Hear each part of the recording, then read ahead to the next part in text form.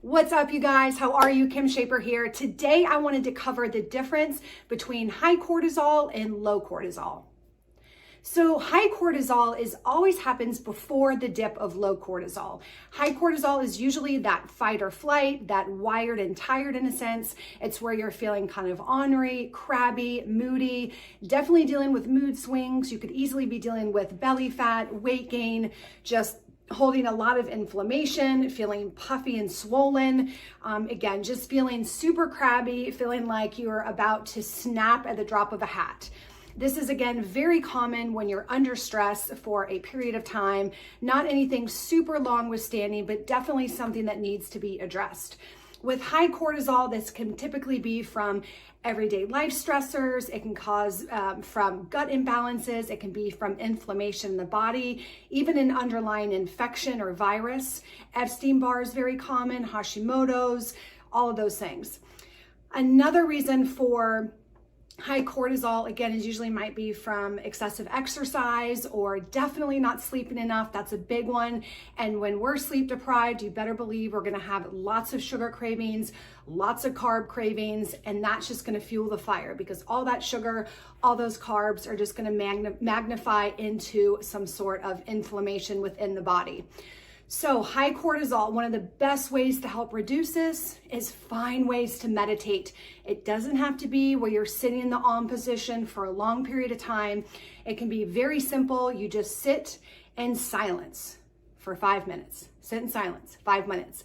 See what comes up for you. You can even journal too. See what journaling does for you. It makes a huge difference for a lot of my clients, including myself.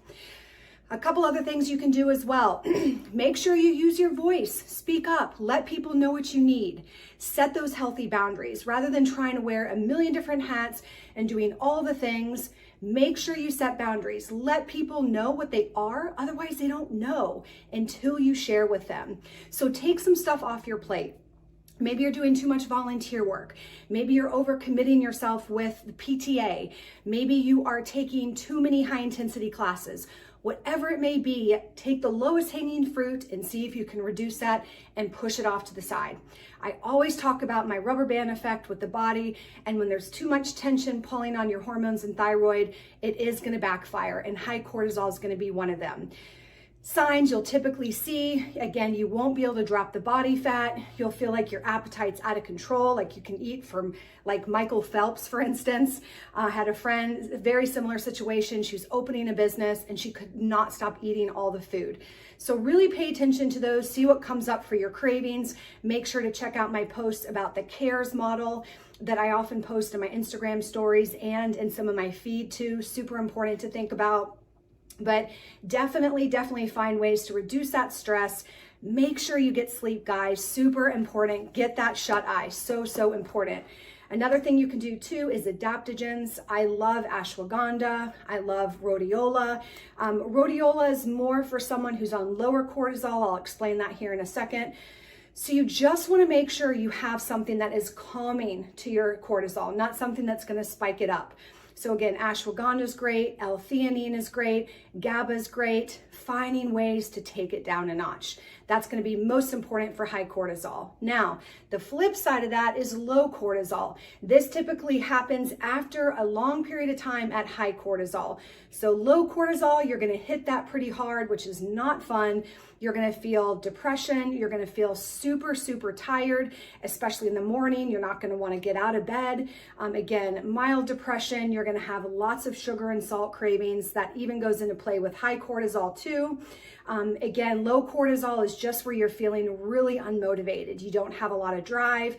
You want to sleep all the time. You're probably more weepy than normal. Your stress load, you just can't manage it. You feel like every little thing feels so freaking hard. I want to validate that and let you know that yes, that can absolutely be signs of low cortisol.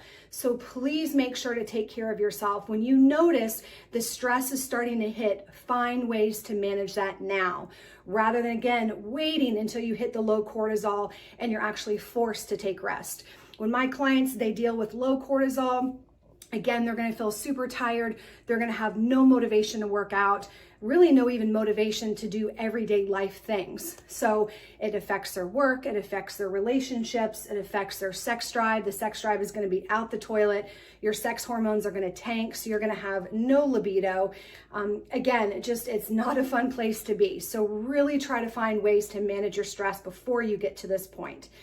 Adaptogens for low cortisol would be things like B6, B12, rhodiola, ginseng. These are all great pick-me-ups. Another thing I suggest too is regulate your circadian rhythm. So one thing I highly suggest for clients with low cortisol, first thing in the morning, get outside. Get outside in the sunshine, spend 10-15 minutes outside.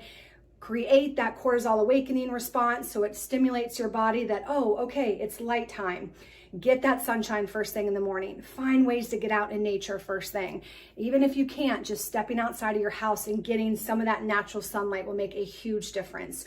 Also, get that sleep. I know you're going to feel super tired and dealing with some depression and unmotivated tendencies, but just try and sleep and rest as much as you can. That'll help so much. It'll speed up the process, as well as taking enough vitamin C, getting enough selenium, getting enough zinc. Your immune system might be shot a little bit, so really loading up on those antivirals. Oil of oregano is great too. So just my 2 cents on high cortisol and low cortisol. So pay attention to how your body feels. First and foremost, eating nutritious food, exercising appropriately, getting adequate sleep. All of those things are so important, and then everything else tends to fall into place. So you have questions, feel free to message me. Thank you for checking out this video and have an awesome day. Bye.